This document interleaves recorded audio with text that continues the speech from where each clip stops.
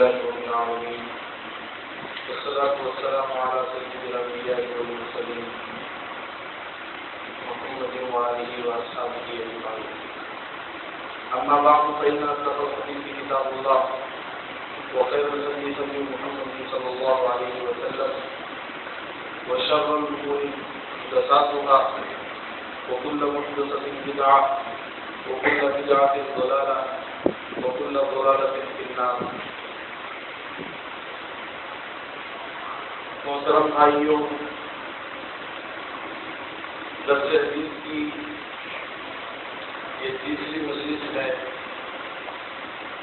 جس میں اللہ نے مجھے اور آپ کو حاضری دینے کی توفیق عطا فرمائی. محترم حضرات،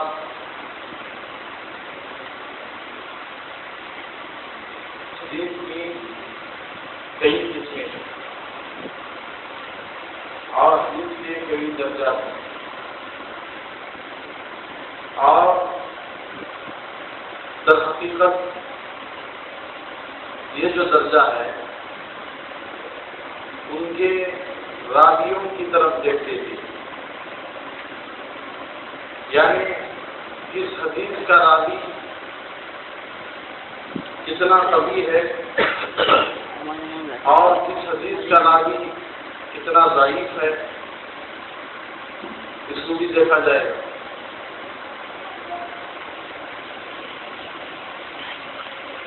یہ کوئی قصہ کہانی نہیں ہے کہ جو بھی کچھ بول لیا اس کو سن لیے اور پھر جو ہے اس کے مطابق چلتے رہے. یہ کوئی قصہ کہانی نہیں ہے، یہ حدیث ہے رسول اللہ صلی اللہ علیہ وسلم کے اقوال و افعال و احوال اور تقریرات، یہ سب اس میں شامل ہیں. اس لیے میرے بھائیوں، کسی بھی بات کو سننے سے پہلے یہ دیکھنا چاہیے کہ کون بول رہا اور بولنے والے کا مقام کیا ہے. آیا پڑھا لکھا ہے یا جاہل اور گوار ہے، اس کو دیکھنا بہت ضروری ہے.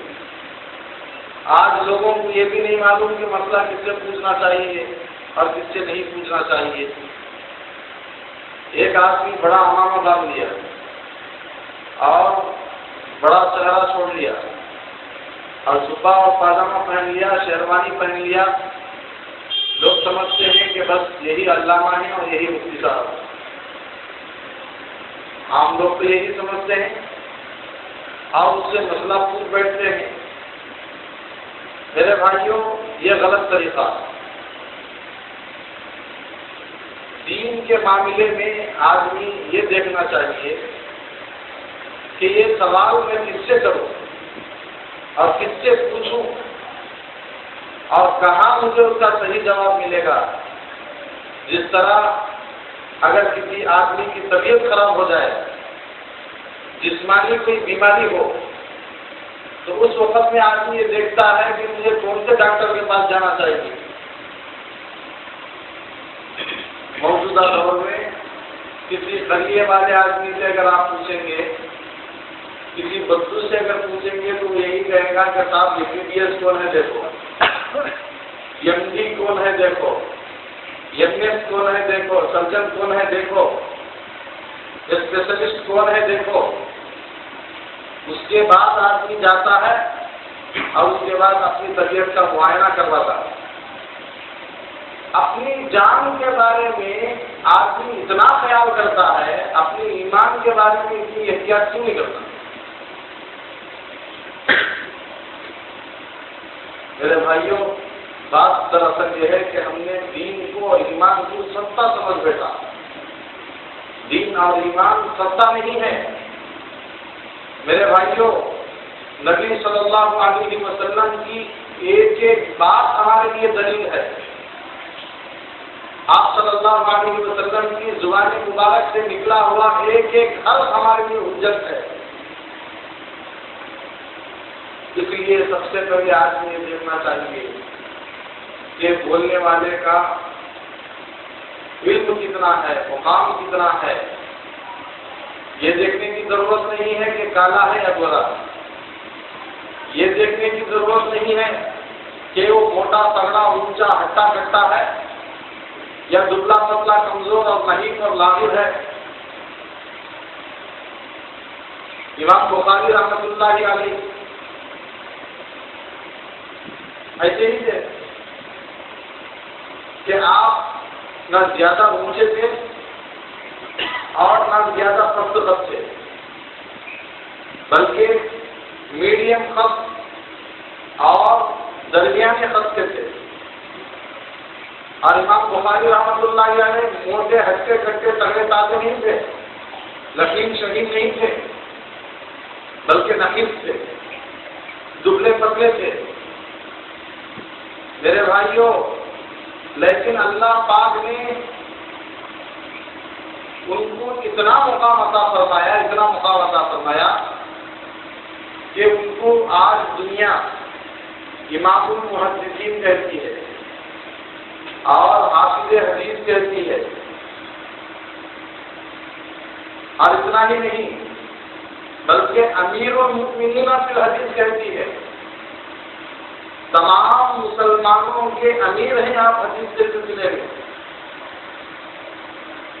امام بخاری رحمۃ اللہ علیہ کی شان بہت عظیم ہے۔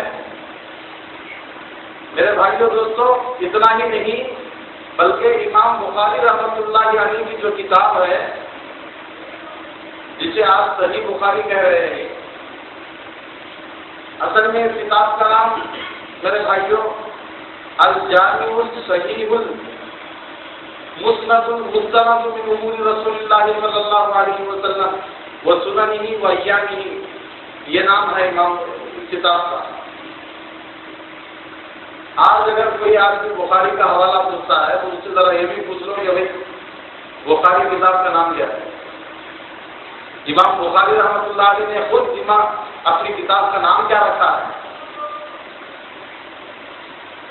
لیکن اکثر میں سمجھتا ہوں کہ 60% سے زیادہ، جیسے میں احتیاطاً کہہ رہا ہوں اور ہم اس سے بھی زیادہ ہوں گے، جو صحیح بخاری کا نام تک نہیں جانتے پھر بھی ان کی زبانوں پر بخاری کا رٹ ہے۔ جس طرح طوطا کسی بات کو رٹ لیتا ہے اور اسی کو ریپیٹ کرتا ہے۔ میرے بھائیوں دوستوں، امام بخاری رحمۃ اللہ علیہ کی جو کتاب ہے الجامع الصحیح المسند المستند من امور رسول اللہ صلی اللہ علیہ وسلم وسننہ وایامہ، اس کے تعلق سے انشاءاللہ آپ کے سامنے آئندہ کچھ باتیں آئیں گی، لیکن اس سے پہلے اس مجلس میں آپ کے سامنے امام بخاری رحمۃ اللہ علیہ کی جلالت شان کو اور آپ کے مقام اور مرتبے کو میں بتانا چاہتا ہوں تاکہ آپ کو اچھی طرح سمجھ میں آ جائے کہ امام بخاری رحمۃ اللہ علیہ کون تھے۔ میرے بھائیوں، امام بخاری رحمۃ اللہ علیہ کو امیر المؤمنین فی الحدیث کہا جاتا ہے، یعنی تمام مسلمانوں میں حدیث کے بارے میں آپ امیر تھے۔ لیکن ذرا یہ بھی تو معلوم کرو کہ کیا یہ یوں ہی امیر بن گئے؟ اور یہ بھی دیکھو کہ ان کا خاندان اور قبیلہ سلسلے نسب کیا تھا۔ آپ کو سن کر تعجب ہوگا، واقعتاً تعجب ہونا بھی چاہیے۔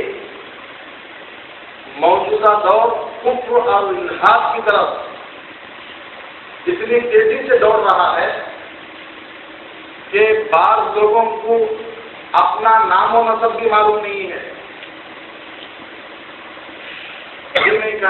ابھی 2-4 دن پہلے ایک نوجوان سے اس کی اپنی نانی کا نام پوچھا میں، تو وہ سب بجانا شروع کر دیا کہ مجھے نانی کا نام یاد نہیں،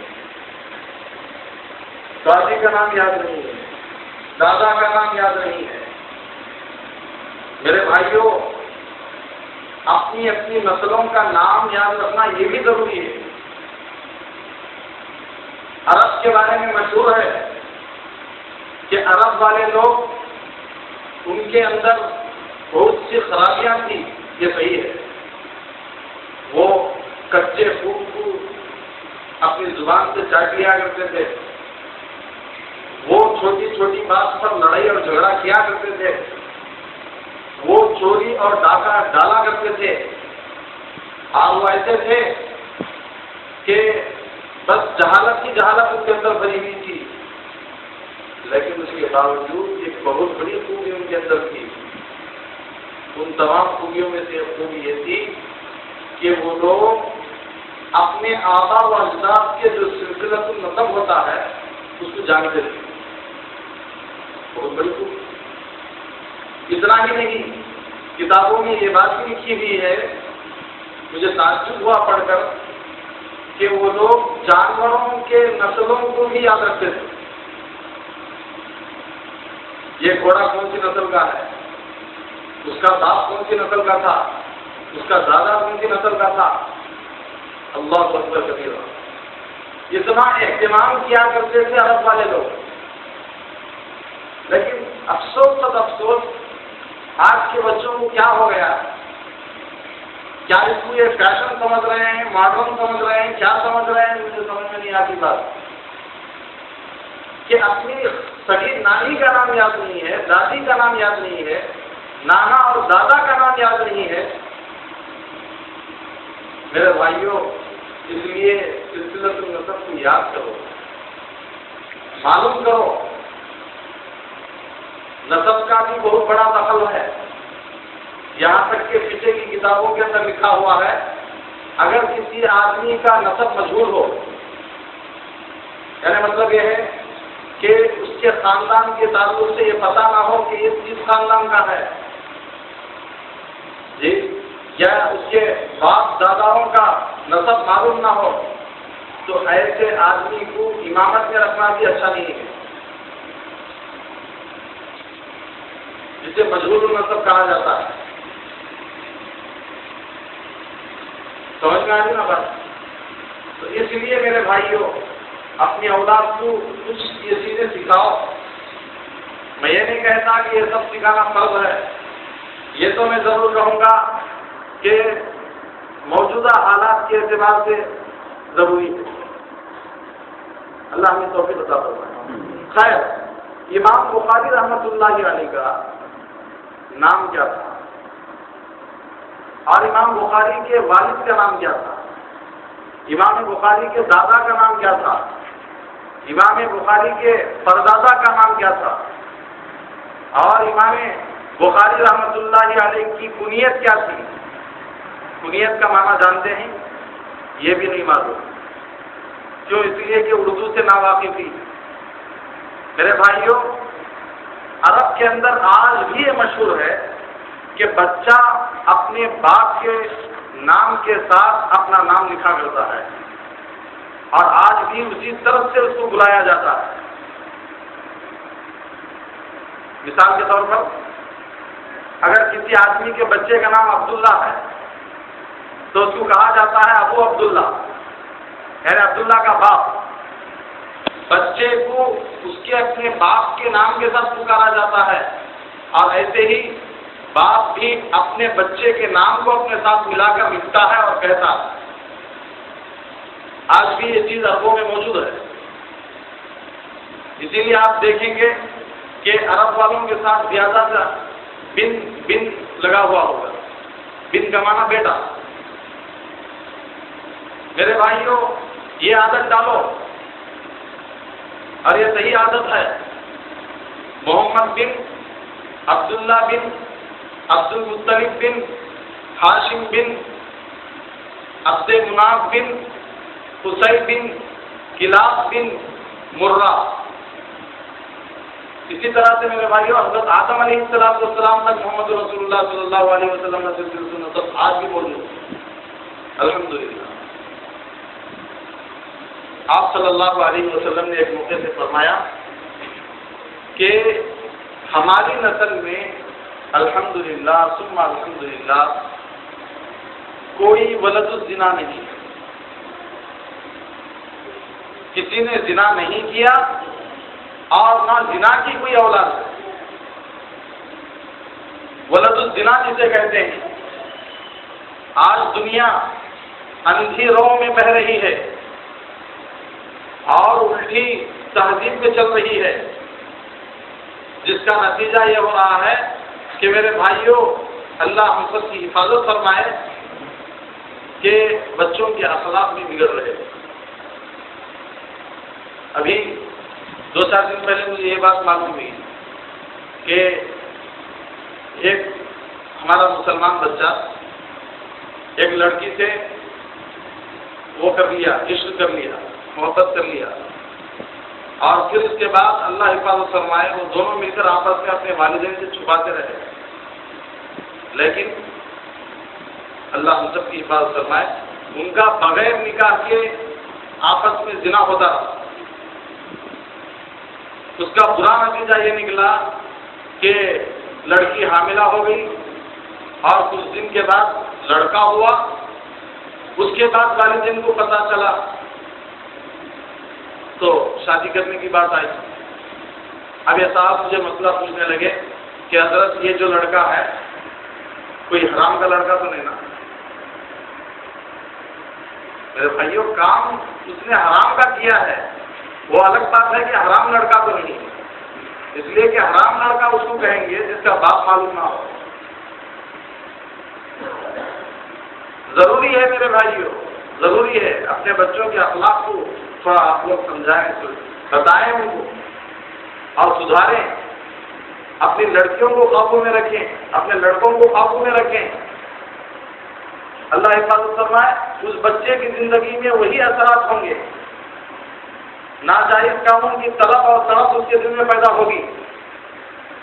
یہ بڑی خطرناک چیز ہے۔ آج مسلمانوں کے دلوں سے اس کی برائی بھی ختم ہوتی جا رہی ہے، میں دیکھ رہا ہوں۔ ارے ہم نے کچھ غلط تو نہیں کیا نا، عشق ہی تو کیا ہے، ہم نے کچھ غلط تو نہیں کیا نا، محبت ہی تو کی ہے۔ اللہ اکبر کبیرہ۔ اللہ حفاظت فرمائے آج فلموں میں بھی اس طرح سے پیش کیا جا رہا ہے۔ جتنی فلمیں آپ بنتی ہیں وہ تقریباً میرے بھائیوں ہمارے مسلمان بچوں کو اچک لینے کی فلمیں ہوتی ہیں۔ غیروں کا تو کوئی مذہب نہیں ہے، چھوڑ دیجیے، لیکن مسلمان کے لیے اللہ نے ایک حد لگا دی ہے نا، اللہ پاک نے ایک بارڈر لگا دیا ہے نا، اس بارڈر سے آگے نہیں جانا چاہیے۔ شرعی اور اسلامی حدود موجود ہیں اسلام کے اندر، لیکن نہ باپ کو فکر ہے، نہ ماں کو فکر ہے، نہ گھر کے بڑوں کو فکر ہے۔ اللہ ہم سب کی حفاظت کرے۔ تو بھائیوں، سلسلۃ النسب کو جاننا بھی بہت ضروری ہے۔ امام بخاری رحمۃ اللہ علیہ کا جو سلسلۃ النسب ہے، ایک بار سن لیجیے۔ محمد بن اسماعیل بن ابراہیم بن مغیرہ بن برزبہ الجوفی الیمانی البخاری رحمہ اللہ۔ امام بخاری اور ان کے والد اور پھر ان کے دادا اور ان کے پردادا، کم از کم اتنا نسب تو یاد ہونا چاہیے آدمی کو۔ میرے بھائیوں، ابو عبداللہ یہ امام بخاری رحمۃ اللہ علیہ کی کنیت ہے، یعنی عبداللہ کے باپ، یہ کنیت تھی آپ کی۔ اگرچہ تاریخ میں یہ بات ملتی ہے کہ آپ کی کوئی نرینہ اولاد نہیں تھی، آپ کا کوئی لڑکا نہیں تھا، آپ کو لڑکیاں تھیں البتہ۔ امام بخاری رحمۃ اللہ علیہ کے جو والد ہیں کون ہیں؟ اسماعیل، اور ان کے والد کا نام ابراہیم، اور ان کے والد کا نام ہے مغیرہ، اور ان کے والد کا نام ہے برزبہ۔ میرے بھائیوں، یہاں درمیان میں آپ کو ایک بات بتانا چاہتا ہوں، وہ بات سن کر آپ کو تعجب ہوگا۔ امام بخاری رحمۃ اللہ علیہ کے جو پردادا ہیں، پردادا کے ابا جو بھی، جنہیں برزبہ کہا جاتا ہے، یہ برزبہ، اللہ اکبر کبیرہ، یہ ایک مجوسی تھے۔ کیا تھے؟ مجوسی، بتوں کی پوجا کرنے والے، آگ کی پوجا کرنے والے۔ کتابوں میں لکھا ہوا ہے کہ ان کی اسی حالت میں موت بھی آئی، اسی حالت میں موت آئی۔ پھر مسلمان کون بنے؟ مغیرہ جو تھے بردسبہ کے بیٹے، اللہ اکبر، وہ مسلمان بنے۔ اور کس کے ہاتھوں پر مسلمان بنے وہ بھی کتابوں کے اندر لکھا ہوا ہے۔ امام بخاری رحمۃ اللہ علیہ کے پردادا کے جو ابا ہیں، انہوں نے ابو عبداللہ بن محمد بن جعفر بن یمان، ان کے ہاتھوں پر اسلام قبول کیا۔ اس زمانے میں ایک عادت تھی کہ اگر کوئی آدمی کسی کے ہاتھ پر اسلام قبول کرتا تو اس کا نام بھی اپنے نسب میں داخل کر لیا کرتا، جو اس زمانے کی خاص عادت ہے۔ میرے بھائیوں، ایک بت پرست کے خاندان میں، ایک آتش پرست کے خاندان میں، ایک مجوسی کے خاندان میں اتنا بڑا امام پیدا ہوا، اللہ اکبر۔ آج ہمارا کیا حال ہے؟ لوگ کہتے ہیں کہ ہمارے دادا ایسے تھے، اور کہتے ہیں کہ ہمارے پردادا کے بارے میں ہم نے سنا ہے کہ ان کے پاس اتنی بڑی بڑی کتابیں تھیں، اور ہم نے ہمارے خاندان کے ایک بزرگ کے بارے میں سنا ہے کہ ان کے ہاتھ میں جنات تھا، اور وہ جو بولتے تھے وہ کرتا تھا۔ یہ بات تو تقریباً میں 100 آدمیوں سے سن لیا میں، پتہ نہیں وہ کتنوں کے بڑے ہیں، کتنوں کے بزرگ ہیں، مجھے نہیں معلوم ہو رہا ہے۔ ہر آدمی یہی کہہ رہا ہے، جس سے ملو یہی بول رہا ہے کہ ہمارے خاندان میں بزرگ تھے جن کے ہاتھ میں جن تھا، اور انہوں نے اس کے سر پر بیت مار کے بند کر کے رکھ دیا تھا، اور ایک مرتبہ جو ہے لکڑیوں کا جو گٹا ہے وہ اپنے سر پر لا کر رکھا، اور گھر میں جو عورتیں تھیں ان سے کہا کہ دیکھیے میرے سر میں کچھ چھپا ہوا ہے۔ تو انہوں نے سوچا ارے بیچارہ اس کے سر میں تو میس چھپا ہوا ہے، نکال دیے، اور پھر وہ اس کے بعد ہاتھ پر چلا گیا۔ اس واقعے کو خود ایک گنہگار کئی آدمیوں سے سنا ہے، ہر آدمی یہی کہہ رہا ہے کہ یہ بزرگ ہمارے خاندان میں تھے، اور کوئی کہتا ہے کہ ہم پیرانے پیر کی اولاد میں سے ہیں، اور کوئی کہتا ہے کہ فلاں کی اولاد میں سے ہیں، کوئی کہتا ہے کہ، لیکن میرے بھائیوں یہ تو دیکھ کے تیری کیا حالت ہے۔ پدرم سلطان پور ایک نوکر کا واقعہ ہے کہ ایک نوکر ایک جگہ نوکری کر رہا تھا، لیکن اس سے جب بھی یہ کہا جاتا کہ بھائی فلاں کام کر، فلاں چیز اٹھا، تو یہ کہتا تھا کہ پدرم سلطان پور۔ ارے کیا کہہ رہے ہو تم؟ میں وہ چیز اٹھاؤں، میں وہ کام کروں؟ معلوم ہے ہمارے دادا بادشاہ تھے، ہمارے دادا کیا تھے؟ بادشاہ تھے۔ تو ایک بار سنا، 2 بار سنا، اس کے بعد اسے تماچا لگایا، تماچا لگا کر کہا کہ بیوقوف احمق کہیں گے، تیرا باپ بادشاہ تھا، تیرا دادا بادشاہ تھا، ٹھیک ہے، لیکن تو کیا ہے یہ تو دیکھنا، تو بادشاہ نہیں ہے نا، تو نوکر ہے۔ تو میرے بھائیوں بس ہماری یہ حالت ہو گئی کہ ہم اپنے بڑوں کا نام عزت سے لیتے ہیں اور ان کی بزرگی کو بیان کرتے ہیں اور پھرتے ہیں لوگوں کے سامنے، لیکن خود کے اندر وہ اوصاف نہیں۔ یہ دیکھیے اللہ اکبر، ان کے خاندان میں کیا تھا؟ ان کے خاندان میں تو اللہ اکبر کبیرہ مجوسی تھے، بت کی پوجا کرنے والے تھے، اور اسی پر ان کا انتقال بھی ہو گیا، لیکن انہی کے خاندان سے امیر المومنین فی الحدیث، حدیث کا امام پیدا ہوا، حدیث کا حافظ پیدا ہوا۔ سمجھ رہے ہیں نا بات کو؟ تو بھائیوں اس لیے میری گزارش آپ حضرات سے یہ ہے کہ آپ لوگ اپنی اور اپنے آل و اولاد کی فکر کریں اچھی طرح سے، ورنہ ایک دور وہ آنے والا ہے کہ اپنے بچوں کے مسلمان نام بھی باقی نہیں رہیں گے۔ اس دور کے آنے سے پہلے اپنے بچوں کی زندگیوں کو سنوارو، دین کے لحاظ سے سنوارو۔ دنیا کی جتنی فکر اپنی اولاد کی کرتے ہیں اتنی فکر آخرت کی نہیں کراتے اپنے بچوں کی۔ یہ دیکھیے ان کے پردادا کے جو ابا تھے، اللہ اکبر، مجوسی تھے، لیکن وہ ان کے پردادا قبول کے اسلام اور اس کے بعد اپنے سارے خاندان کو گزر دیا، یہاں تک کہ امام بخاری رحمۃ اللہ علیہ ان کے خاندان میں پیدا ہوئے۔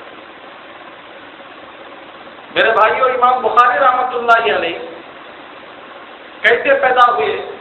کتابوں میں لکھا ہوا ہے کہ ان کی دونوں آنکھیں موجود نہیں تھیں، بینائی نہیں تھی ان میں، مادر ذات اندھے پیدا ہوئے، روشنی ختم ہو گئی، لیکن دوبارہ ان کی روشنی لوٹ کر آئی۔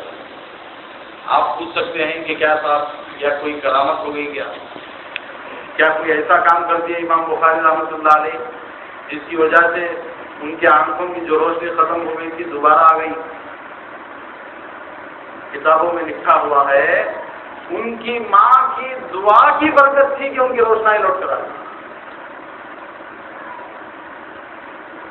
اور آج بچے ماں کی دعا لیتے ہیں یا بد دعا لیتے ہیں؟ بد دعا لے رہے ہیں، ماں کا دل خوش نہیں کرتے۔ اللہ معاف کرے، مائیں بھی ہماری ایسی ہیں، ان ماؤں کی غلطیاں ہیں اس میں جو اپنے بچوں کی تربیت نہیں کرتی۔ میرے بھائیوں، اولاد اپنے ماں باپ کی اسی وقت تعریف کرے گی اور اسی وقت یاد کرے گی جبکہ انہوں نے اس کو کچھ بنایا ہو۔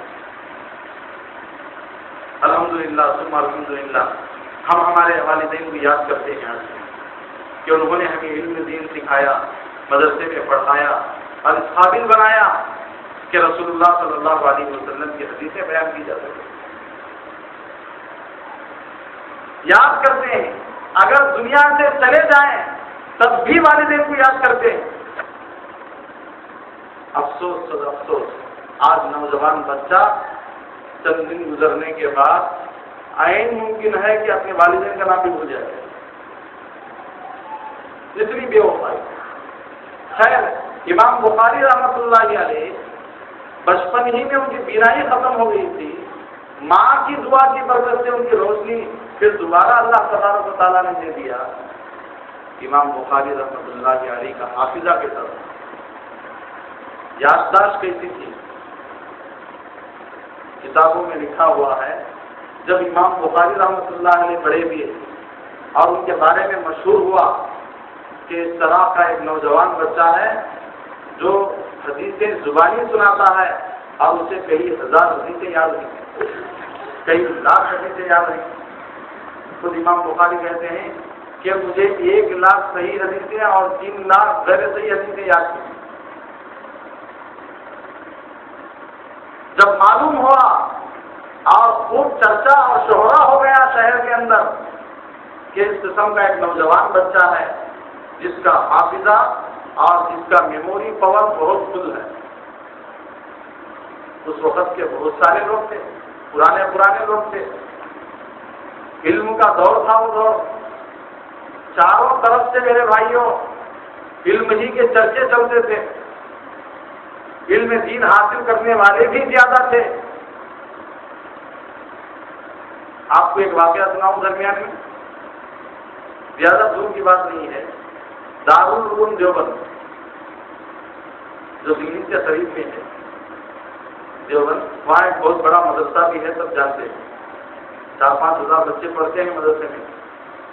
میرے بھائیوں، وہاں اللہ پاک نے وہاں کے ماحول میں علم کی ایسی روشنی عطا فرمائی ہے، اللہ اکبر۔ آج سے چند سال قریب کا واقعہ ہے کہ وہاں گیٹ کے پاس ایک واچ مین رہتے تھے۔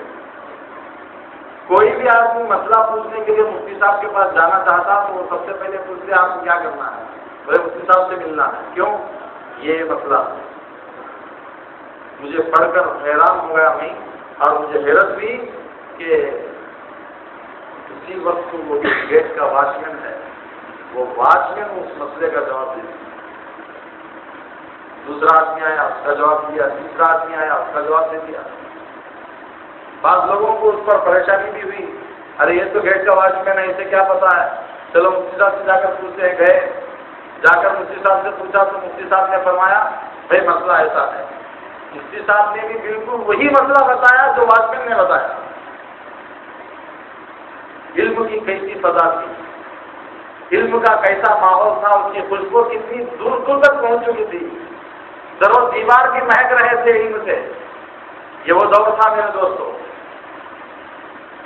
اور خاص کر کے بخارا، سمرقند، تاشقند، مدینہ المنورہ، مکہ المکرمہ، بصرہ، کوفہ، کیسی عظیم الشان بستیاں ہیں یہ سب، جہاں کا بچہ بچہ ہزاروں حدیثوں کو یاد رکھتا تھا. اس ماحول میں امام بخاری رحمۃ اللہ علیہ نے آنکھیں کھولی، اور امام بخاری رحمۃ اللہ علیہ جوان ہوئے اور انہوں نے حدیثوں کو یاد کیا، حاصل کیا. تو جو سینئر قسم کے لوگ تھے ان میں سے کچھ لوگوں کو تھوڑی سی جلن ہو گئی. یہ ہر فیلڈ میں ہے، ارے جو جلن ہے ہر فیلڈ میں ہے. اگر کوئی آدمی ایک دکان کھول لیا، اس کے بعد پتا چلا کہ اسی قسم کا دکان سامنے ایک اور آدمی نے کھول دیا ہے، اب بس سے جلنا شروع کر دیتا. چلتا ہے نہیں چلتا؟ چلتا ہے نا. وہاں اس صاحب سے پوچھیے، ان کے پاس زیادہ تر یہی کیسز آتے ہیں کہ مولانا کیا بات ہوگی کہ میرا دکان نہیں چل رہا ہے. بولے آپ کیا کرتے ہیں؟ فلاں کام کرتا ہوں. اچھا کب سے ایسا ہے؟ یہ سامنے والا جب سے دکان کھولا ہے نا تب سے ایسا. مجھے ڈاؤٹ ہے مولانا کہ کیا تمہیں کراتا ہے کہ کچھ کراتا ہے مجھے جادو وغیرہ.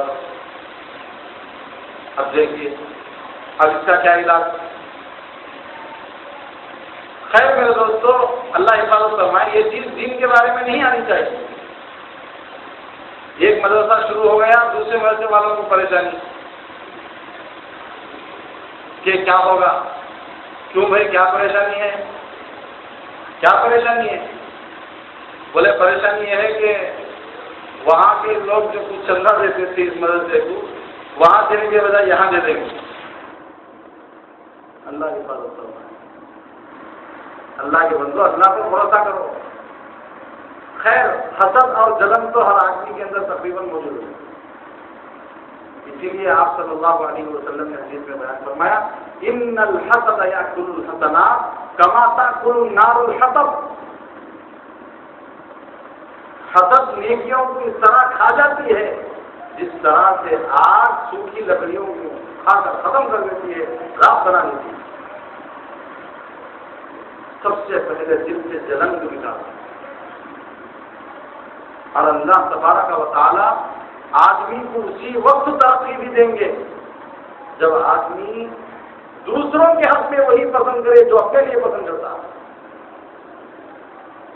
یہاں تک کہ حدیث پاک کے اندر یہ بھی بیان کیا گیا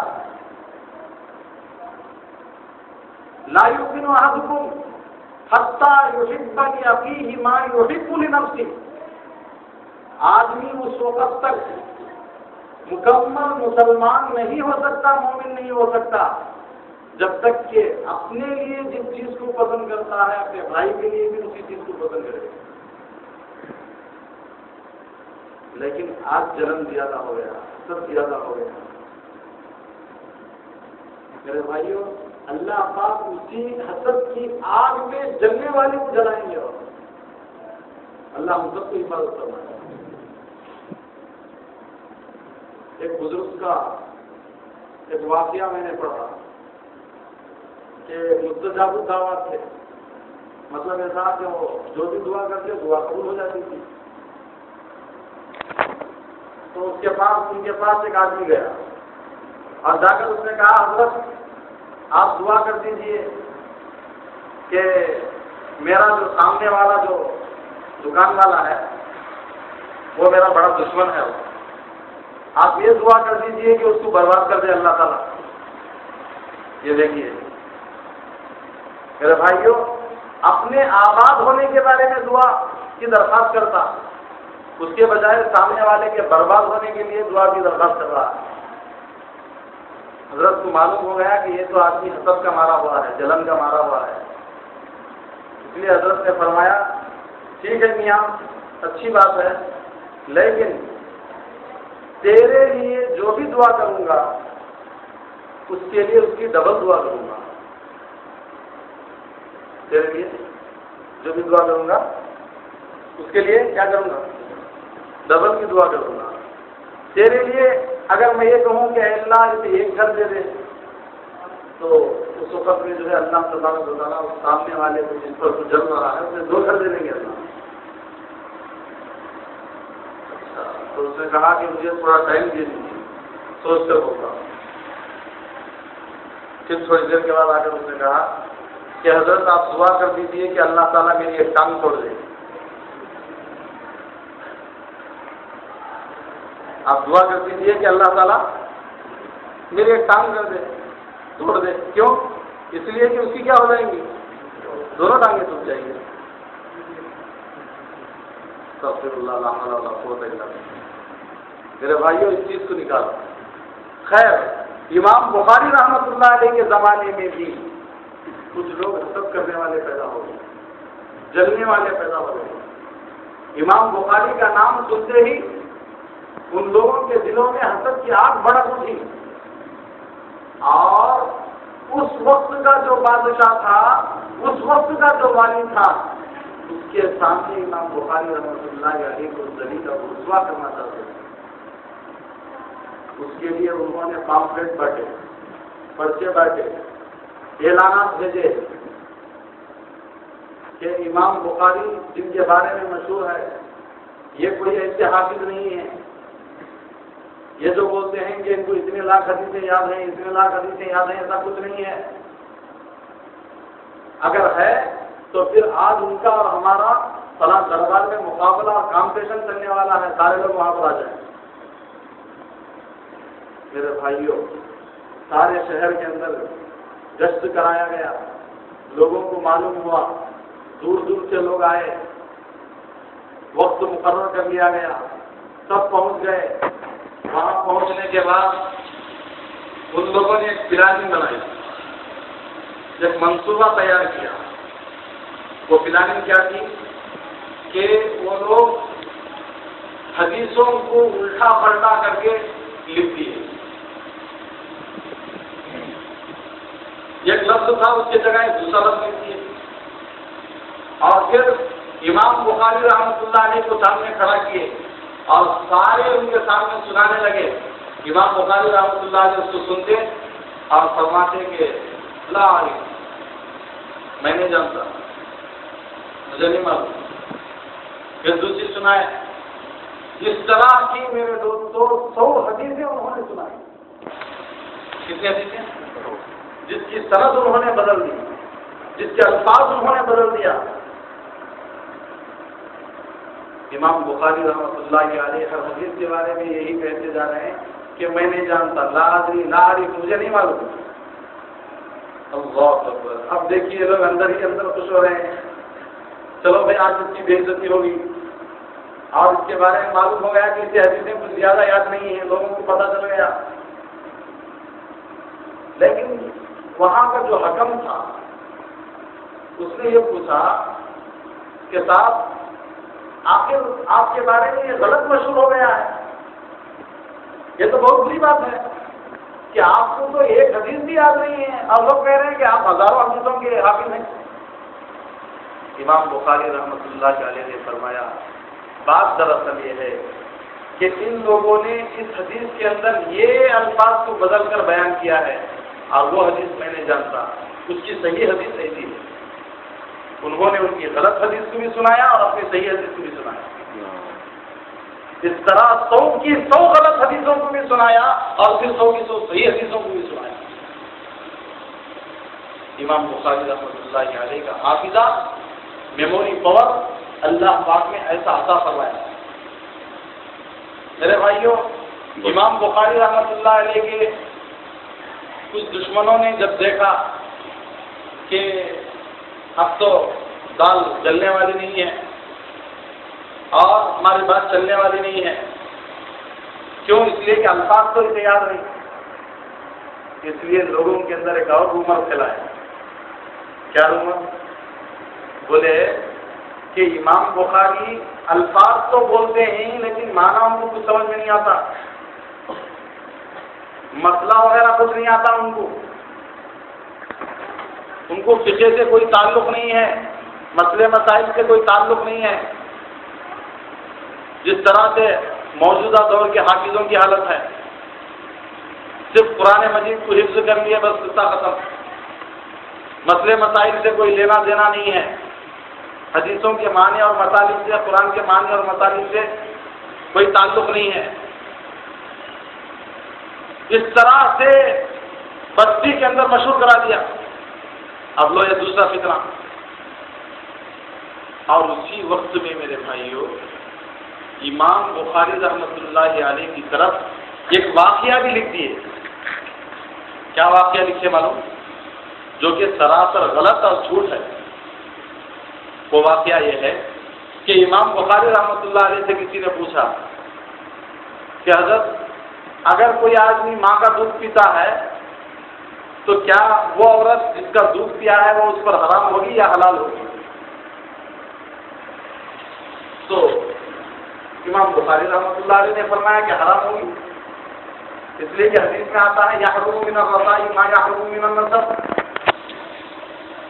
رضاعت سے بھی، دودھ سے بھی وہ تمام رشتے حرام ہو جاتے ہیں جو خون سے حرام ہوتے ہیں. خون کے رشتے سے ماں حرام، پھوپھو حرام، خالہ حرام، بہن حرام، اس قسم کے سب موجود ہیں.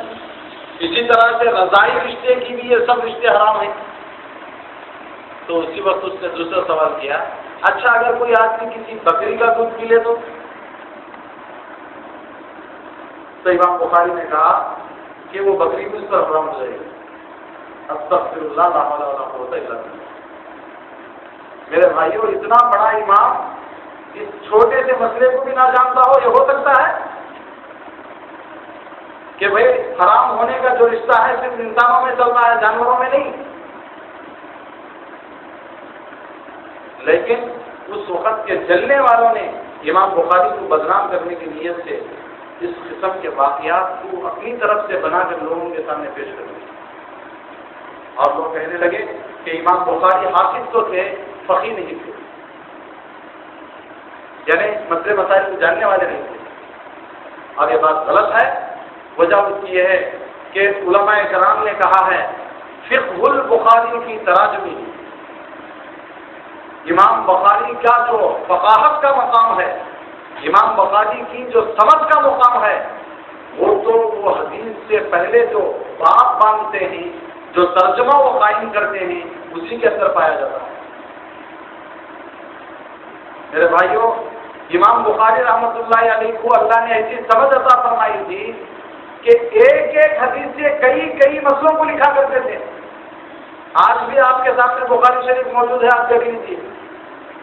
ایک ہی حدیث کے تحت میں کئی ابواب کو اور کئی ترجموں کو لاتے ہیں اور کئی ترجموں کے تحت میں ایک ہی حدیث کو بیان کرتے ہیں. تو معلوم ہوا کہ امام بخاری رحمۃ اللہ علیہ صرف میموری پاور ہی تھا، سمجھ نہیں تھی ایسا نہیں. یاد بھی رکھتے تھے، سمجھتے بھی تھے اور سمجھاتے بھی تھے. اتنے جلیل القدر میرے بھائیوں کب پیدا ہوئے؟ امام بخاری رحمۃ اللہ علیہ کی پیدائش کے تعلق سے بات ملتی ہے کہ رسول اللہ صلی اللہ علیہ وسلم کے ہجرت کے 194 سال کے بعد آپ پیدا ہوئے. 194 سال کے بعد امام بخاری رحمۃ اللہ علیہ پیدا ہوئے. اور پھر آپ انتقال کب ہوئے؟ کتابوں میں لکھا ہوا ہے کہ 250/6 میں آپ انتقال ہوئے. اس کا مطلب یہ ہے کہ آپ کی کل عمر 62 یا 63 سال. 62 سال 13 دن آپ کی عمر تھی. اور رسول اللہ صلی اللہ علیہ وسلم کی کیا عمر تھی؟ 63 سال کی عمر. تو 63 سال کی عمر میں آپ داخل ہو گئے تھے. میرے بھائیوں، رسول اللہ صلی اللہ علیہ وسلم ایک صحابی کہتے ہیں کہ آپ اس حالت میں دنیا سے چلے گئے کہ آپ کے چہرے کے اوپر بڑھاپے کے اثرات زیادہ نہیں تھے. کیا تھے؟ بس گنے چنے چند بال اپنے چہرے کے رسول اللہ صلی اللہ علیہ وسلم کے سفید ہوئے. چونکہ 12 ربیع الاول یا 9 ربیع الاول یا 11 ربیع الاول طرح روایتیں الگ الگ ہیں. رسول اللہ صلی اللہ علیہ وسلم کی پیدائش کا دن ہے. عام طور پر لوگ کل کے دن کو مانتے ہیں، اس لیے خیال ہوا کہ کچھ رسول اللہ صلی اللہ علیہ وسلم کے تعلق سے بھی آپ کے سامنے عرض کروں، لیکن وقت نہیں ہے. انشاءاللہ میں تھوڑی دیر میں بات ختم کر دوں گا. میرے بھائیوں، رسول اللہ صلی اللہ علیہ وسلم کے چہرے میں اتنے سفید بال تھے کہ جس کو آدمی گن سکتا تھا. ایسی حالت میں آپ دنیا سے گزرتے تھے. اور آپ صلی اللہ علیہ وسلم زندگی بھر یہ دعا کیا کرتے تھے، اللہم انی اعوذ بک من الہم والکرب. اے اللہ، میں آپ سے پناہ مانگتا ہوں، آپ کی پناہ مانگتا ہوں. ایک تو غم سے کہ آدمی کو دنیا بھر کے غم، دنیا بھر کے ٹینشن، ان تمام ٹینشنوں سے، غموں سے بیچا چکن گے. آخرت کا اگر غم ہے، امت کا اگر غم اور فکر ہے تو وہ صحیح ہے، لیکن دنیا کا جو غم ہے یہ غم صحیح نہیں. اے اللہ، دنیا کے اس غم سے میں تیری پناہ مانگتا ہوں.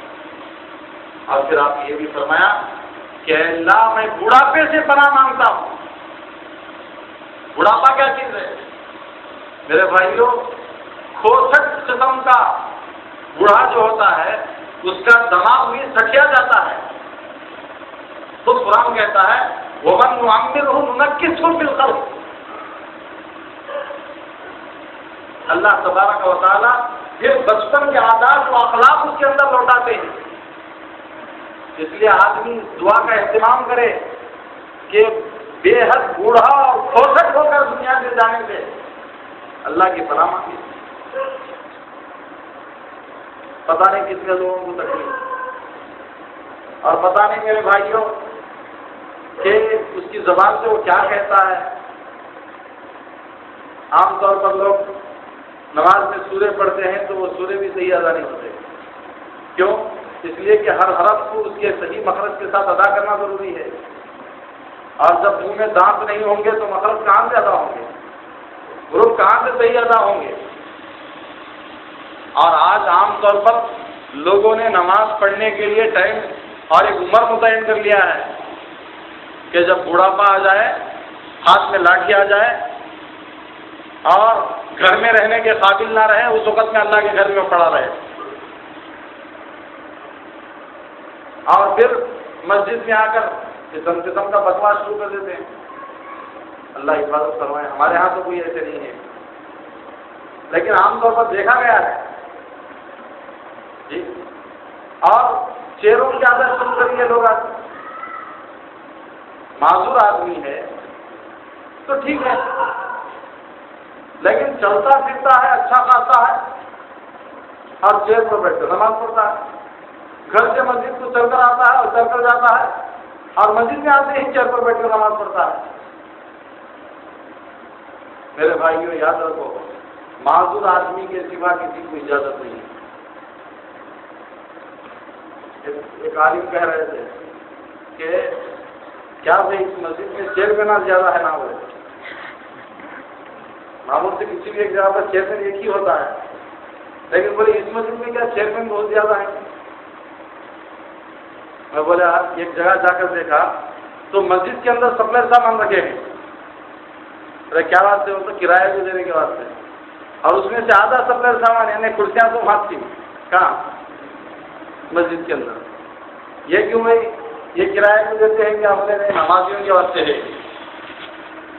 اب دھیرے دھیرے چلتے چلتے شاید ایسا وقت بھی آنے والا ہے کہ نیچے پڑھنے والوں کی تعداد کم ہو جائے گی اور اوپر پڑھنے والوں کی تعداد زیادہ ہو جائے گی.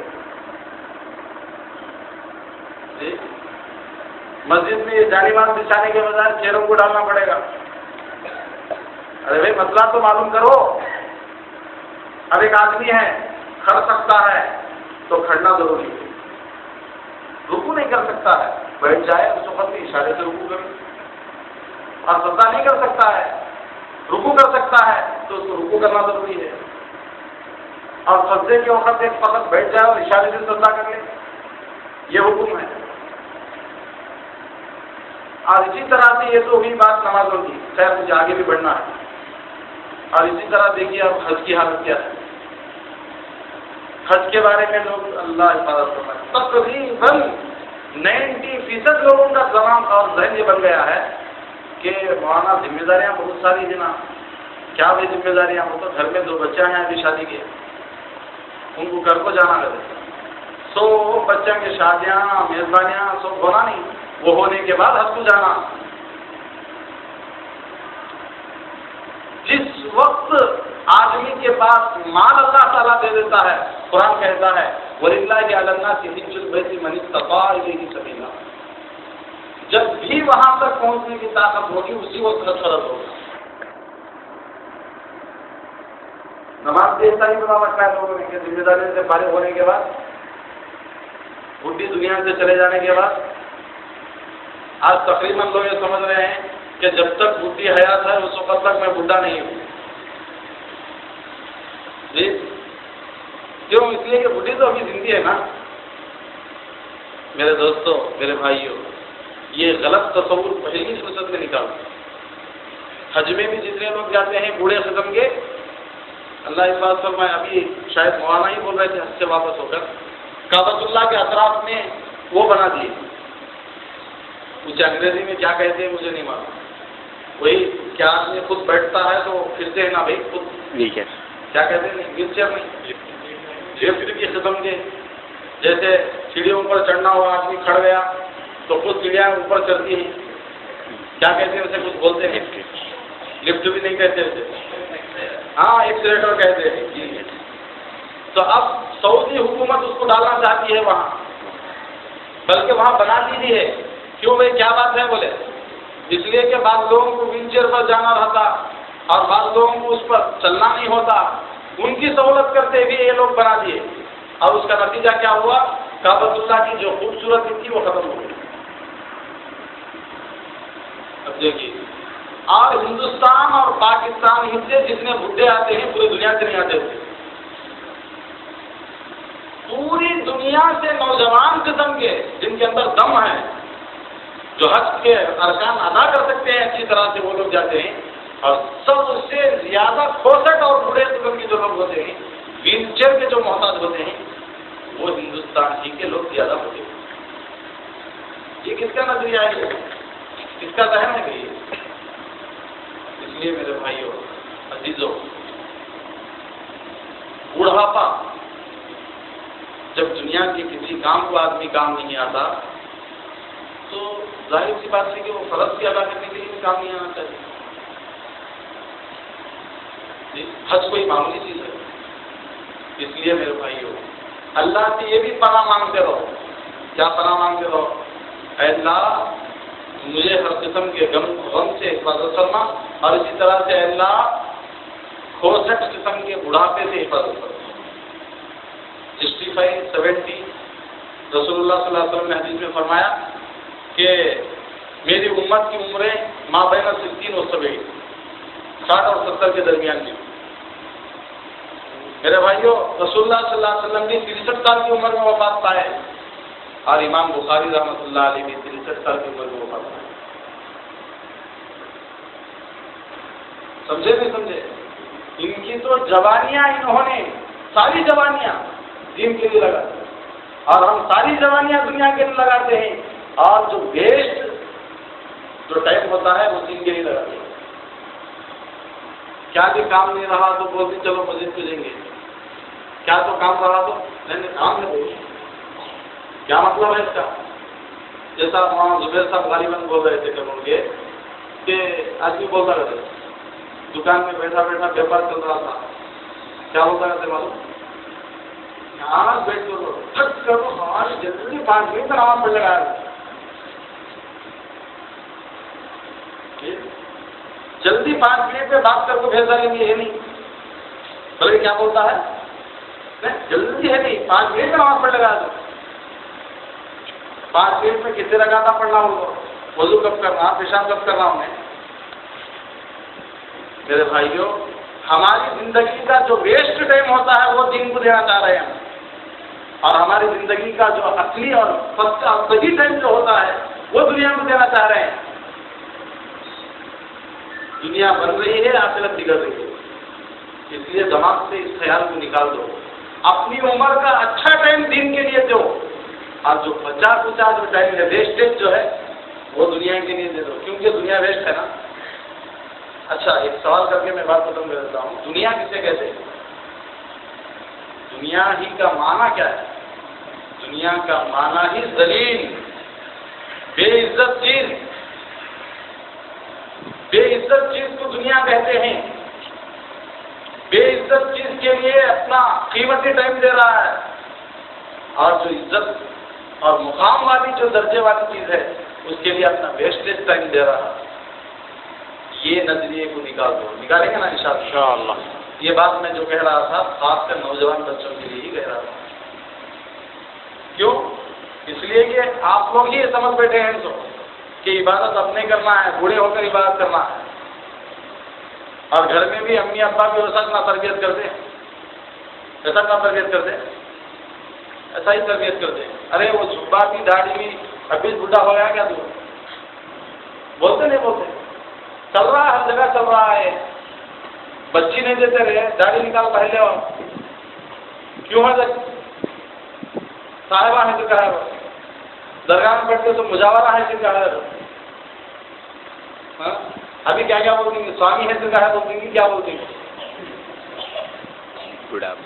جی، اس لیے میرے بھائیوں، وہ وقت آنے سے پہلے پہلے نوجوان بچے، آپ کو اللہ تعالیٰ نے تازہ در دیا ہے، اپنا قیمتی وقت دین کے لیے لگا کر اپنا جو ویسٹیج وقت ہے وہ دنیا کے لیے لگاؤ، انشاءاللہ اللہ تبارک و تعالیٰ دنیا کو تمہاری جوتیوں پر لا کے ڈال دیں گے، انشاءاللہ کریں گے نا انشاءاللہ۔ اب دیکھیے درس حدیث کا سلسلہ شروع ہوا، ماشاءاللہ جتنے ساتھی ہمارے یہیں آ رہے ہیں، ساتھ ہی آپ لوگ محنت کیجیے کہ اور بھی لوگ آنے والے بنے، صرف ایک مقام کے لیے نہیں کہہ رہا ہوں، بلکہ جہاں بھی کوئی دین کا کوئی اچھا کام ہوتا ہے اس جگہ پر کثیر تعداد میں لوگ آتے رہیں اور زیادہ سے زیادہ فائدہ ہوتا رہے، اس کے لیے آپ ذرا کوشش کریں۔ اللہ پاک مجھے اور آپ کو عمل کی توفیق عطا فرمائے۔